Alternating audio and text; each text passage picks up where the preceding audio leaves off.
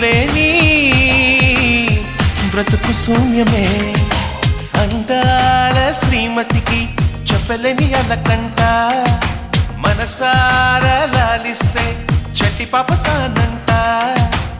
శ్రీవారి సరసాలు పన్నిటితో జలకాలు నీ చూపులో మురిపాలు నీతో ఎలా జగడాలు